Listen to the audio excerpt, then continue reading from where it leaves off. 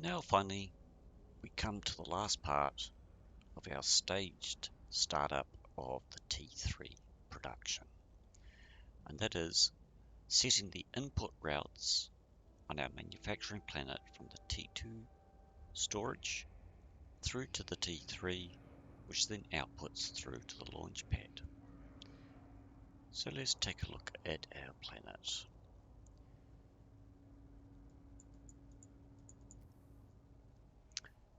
As you can see, it's building up, 530 mechanical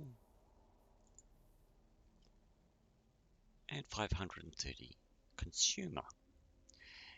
As the T3 only needs 10 per hour, it makes it quite easy to see how many days worth of reserves you have.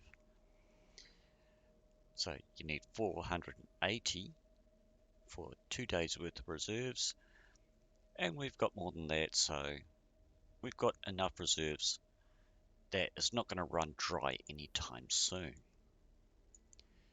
As you remember, we set the output for our T3 to our launch pad, but we just didn't bother with the input routes because we wanted those reserves. Now let's set the links in action. Create route to there, and on this, create route to there, and submit.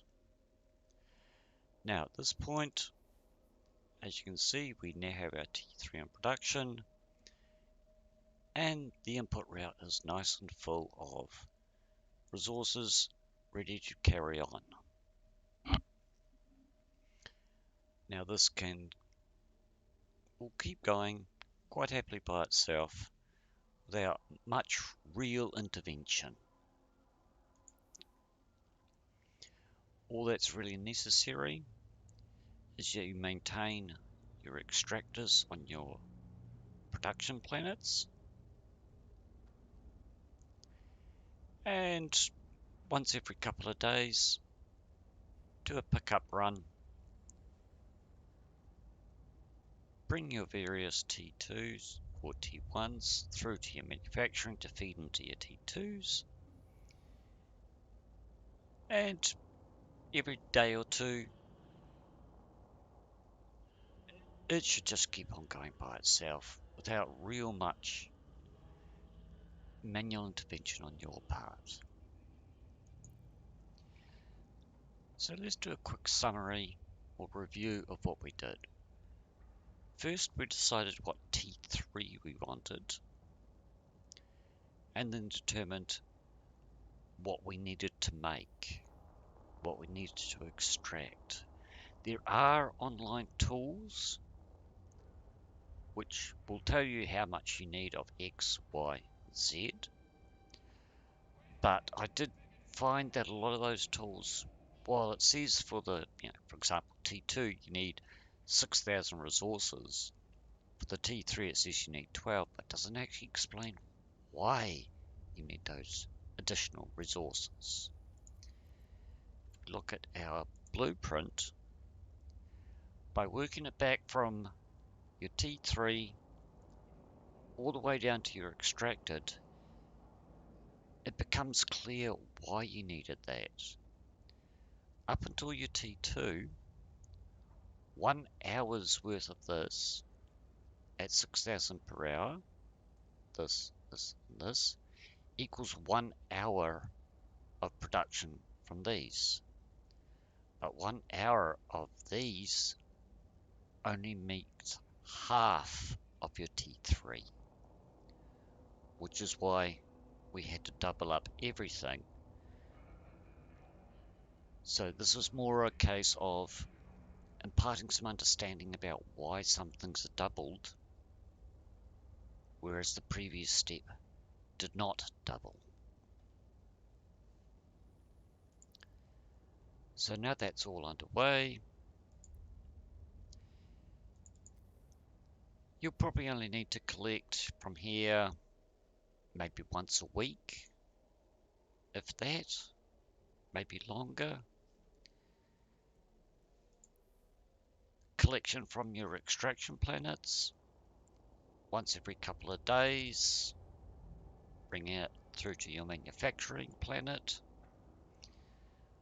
So you'd be probably looking at about maybe on average 15-20 minutes a day just to maintain your extractors, bring your T1 materials through to your manufacturing planet to keep your T2s fed, which will keep your T3s fed. So less intervention needed, more time to do other things in game. If, for example, you're going on holiday for a week or so, you can either set your extractors for as long as possible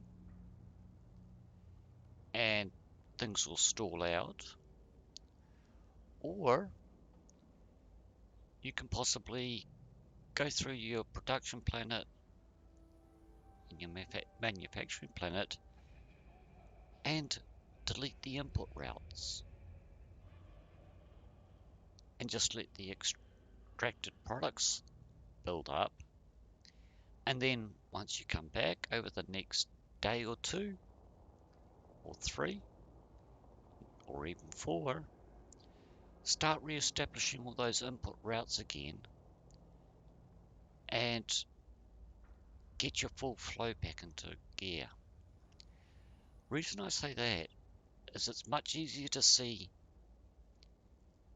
how much reserves you've got if the numbers are relatively balanced. So for example, if we go back to, well, we'll go here.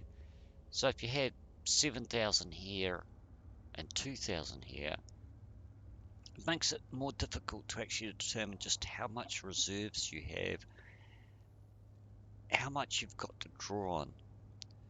So it's one argument for keeping everything somewhat balanced, as it makes it easier just from here to go, okay, about the same. So we're looking about the same amount of reserves, about the same, about the same.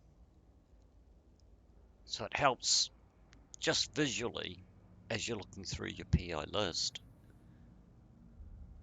to actually determine how your reserves are looking, which can help with your planning. Now I will link in the description below, as long as I get the links right, one example of a tool online that will help you determine what resources you need to extract, what T1s and T2s you need for a particular T3. T4 and above generally requires more than you can actually do on a single account. T3s, as you can see, you can get away with 3 planets to create a T3. T4s, you might need another 3 planets or another 2 planets. So you might just be able to get another T3 in there. But depending on what it is, you might find yourself starting to be a bit stretched. So I'll link it below and you can have a look and see just how it actually visually shows you what you need and also the amount of resources per level that you need. So I hope you've all found this of use, of interest, and possibly even giving you some ideas about how you can set things up for yourself for a particular T3 that you might want to make, and going forward to help you explore further into planetary industry.